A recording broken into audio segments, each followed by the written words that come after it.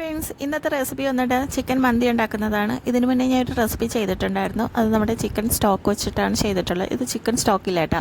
അപ്പം പിന്നെ എങ്ങനെ നമുക്ക് ചെയ്തെടുക്കാമെന്നല്ലേ, അതിനായിട്ടിതാ ചിക്കൻ ഇവിടെ നന്നായിട്ട് ക്ലീൻ ചെയ്തെടുത്ത് വെച്ചിട്ടുണ്ട്. ഇത് കുറച്ച് ചിക്കൻ മാത്രമേ ഉള്ളൂ കേട്ടോ. ഇനി അതിൻ്റെ കൂടെ നമുക്ക് പച്ചമുളക് വേണം. ആവശ്യത്തിനുള്ള പച്ചമുളക് എടുത്തോളൂ, കാരണം നമുക്ക് റൈസിനും ചിക്കൻ വയ്ക്കുമ്പോഴും നമുക്ക് വേണം ആ ഒരു മസാലയ്ക്കും. പിന്നെ വേണ്ടത് ഗ്രാമ്പൂവും അതുപോലെ തന്നെ ഏലക്കയാണ്. ഏലക്കയും ഗ്രാമ്പൂ ആവശ്യത്തിന് എടുത്തോളൂ. നമ്മൾ എടുത്തു വച്ചിരിക്കുന്ന ഏലക്കയും ഗ്രാമ്പൂവും അത് ഇതിലേക്ക് വിതറി കൊടുക്കാം. നമ്മുടെ ചിക്കൻ സ്റ്റോക്കില്ലെങ്കിലും നല്ല സിമ്പിളായിട്ട് അതേ ടേസ്റ്റിൽ തന്നെ നമുക്ക് ചിക്കൻ മന്തി തയ്യാറാക്കി എടുക്കാൻ പറ്റും. ചിക്കൻ സ്റ്റോക്ക് ഇല്ലാതെ നമുക്ക് എങ്ങനെ ചിക്കൻ മന്തി ഉണ്ടാക്കാം? നമുക്കതിനായിട്ട് ഈ ഒരു പാക്കറ്റ് വേണം. ഇത് യിപ്പി നൂഡിൽസാണ്. ഇതിൽ നിന്ന് നമ്മൾ യിപ്പിയല്ല എടുക്കുന്നത്, യിപ്പി നൂഡിൽസിൻ്റെ മസാലയാണ് എടുക്കുന്നത്. അപ്പോൾ അത് ആ ഒരു പാക്കറ്റ് പൊട്ടിച്ച് നമുക്ക് ഈ ഒരു ചിക്കനിലേക്ക് ഇട്ട് കൊടുക്കാം. ഇതാണ് മെയിനായിട്ടുള്ള നമ്മുടെ ഇൻഗ്രീഡിയൻ്റ് എന്ന് പറയുന്നത്. ബാക്കി ഞാൻ കാണിച്ചു തരാം എങ്ങനെയാണ് അതുപോലെ നമ്മൾ ചിക്കൻ മന്തി ചെയ്തെടുക്കുന്നത്. അപ്പോൾ എല്ലാം ഇതിൽ അങ്ങ് വിതറി കൊടുക്കുക. സാധാരണ നമുക്ക് ഇതിൽ ഉപ്പ് ചേർക്കേണ്ട കാര്യമില്ല, കാരണം നമുക്ക് ചിക്കൻ സ്റ്റോക്കിൽ തന്നെ ഉപ്പുള്ളത് കൊണ്ട് നമുക്ക് ചേർക്കേണ്ട കാര്യമില്ല. പക്ഷേ ഇതിൽ നമ്മൾ ആവശ്യത്തിനുള്ള ഉപ്പ് ചേർത്ത് കൊടുക്കണം. അതുപോലെ തന്നെ ഞാൻ കാശ്മീരി മുളക് പൊടി ചേർത്ത് കൊടുക്കുന്നുണ്ട്. അപ്പോൾ ഇനി ഇത് ചെയ്യാനായിട്ട് ചിക്കൻ സ്റ്റോക്കില്ലെന്ന് പറഞ്ഞ് ആരും വിഷമിക്കേണ്ട. നമുക്ക് യിപ്പി നൂഡിൽസിലെ മസാല വെച്ചും നമുക്ക് ചെയ്തെടുക്കാം. നല്ല ടേസ്റ്റി ആയിട്ട് പെർഫെക്റ്റ് ആയിട്ടുള്ള ചിക്കൻ മന്തി. ഇച്ചിരി മല്ലിപ്പൊടി ഇതിൽ ചേർത്ത് കൊടുക്കുകയാണ്. അതുപോലെ തന്നെ നമുക്കിതിൽ ഗരം മസാലപ്പൊടിയും കൂടെ ചേർത്ത് കൊടുക്കണം.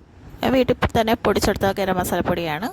ഒരു ഫ്ലേവർ എടുത്തേക്കാൻ വേണ്ടിയാണ് ചേർക്കുന്നത്. ഇച്ചിരി മഞ്ഞൾപ്പൊടിയും കൂടെ ചേർത്ത് കൊടുക്കുക. ഇനി ഇതിലേക്ക് ഒരു മീഡിയം സവാള ചെറുതായിട്ടൊന്ന് അരിഞ്ഞതും കൂടെ ചേർത്ത് കൊടുക്കുന്നുണ്ട്. സവാള ചേർക്കാൻ താല്പര്യമില്ലെങ്കിൽ ചേർക്കേണ്ട, പക്ഷേ സവാളയും കൂടെ ഇട്ട് കൊടുക്കുന്നുണ്ട്.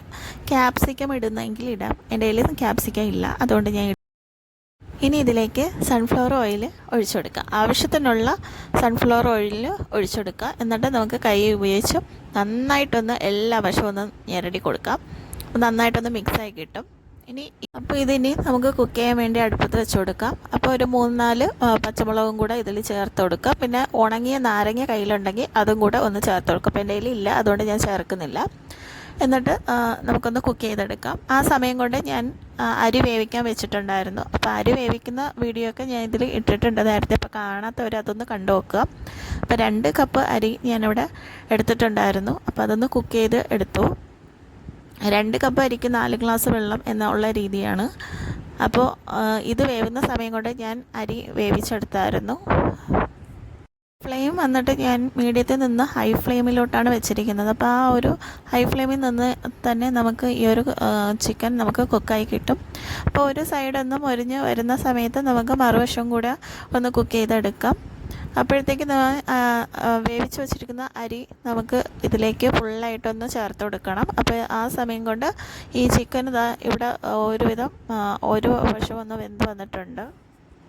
അപ്പോൾ ഇനി ഇതിലേക്ക് നമുക്ക് റൈസ് ചേർത്ത് കൊടുക്കാം. കുക്ക് ചെയ്ത് വെച്ചിരിക്കുന്ന റൈസ് ഇതിലേക്ക് ചേർത്ത് കൊടുക്കുകയാണ്. അതിൻ്റെ മുകളിലായിട്ട് കുറച്ച് മല്ലിയിലയും പുതിനയിലയും കൂടെ ഞാൻ ചേർത്ത് കൊടുക്കുന്നുണ്ട്. പിന്നെ ഇച്ചിരി കളറായി കിട്ടാൻ വേണ്ടിയിട്ട് ഫുഡ് കളറും കൂടെ ചേർക്കുന്നുണ്ട്. ഫുഡ് കളർ വേണമെങ്കിൽ ഒഴിവാക്കാവുന്നതാണ്. അതുപോലെ അതിലെ കാഷ്യൂനട്ടും കിസ്മിസും കൂടെ ഒന്ന് വറുത്തോരി ഒന്ന് വിതറി കൊടുക്കുന്നുണ്ട്. അപ്പോൾ ഇതും കൂടെ ഇടുമ്പോഴത്തേക്ക് നമ്മൾ ചോറ് കഴിക്കുന്ന സമയത്ത് നന്നായിട്ടൊന്ന് കടിക്കാൻ കിട്ടും. അപ്പോൾ അതുകൊണ്ടാണ് ഞാനിതെല്ലാം ചേർത്ത് കൊടുക്കുന്നത്. താല്പര്യമില്ലാത്തവർക്ക് അത് ഒഴിവാക്കാം. ഒരു ഫോയിൽ പേപ്പർ ഉപയോഗിച്ച് ഒന്ന് അടച്ചു വെച്ച് ഒരു 10 മിനിറ്റ് ഒന്ന് ദം ചെയ്തെടുക്കുക. അതിനുശേഷം നമുക്ക് ചൂടാറുന്ന സമയത്ത് നമുക്കിത് വിളമ്പാം. ഇത് നമ്മൾ സാധാരണ കഴിക്കുന്ന അതേ ചിക്കൻ സ്റ്റോക്കിൻ്റെ അതേ ടേസ്റ്റിന് തന്നെ നമുക്ക് ചിക്കൻ മന്തി റെഡിയായി കിട്ടുന്നതാണ്. റൈസൊക്കെ നല്ല പാകത്തിന് വെന്ത് കിട്ടിയിട്ടുണ്ട്. അതുപോലെ തന്നെ ചിക്കൻ ആയാലും നന്നായിട്ട് കുക്കായി കിട്ടിയിട്ടുണ്ട്. അപ്പോൾ ഇതിൻ്റെ കൂടെ കഴിക്കാനായിട്ട് മയോണൈസും തയ്യാറാക്കി വെച്ചിട്ടുണ്ട്. അപ്പോൾ ഇന്നത്തെ റെസിപ്പി ഇഷ്ടപ്പെട്ടെന്ന് വിചാരിക്കുന്നു. Thank you.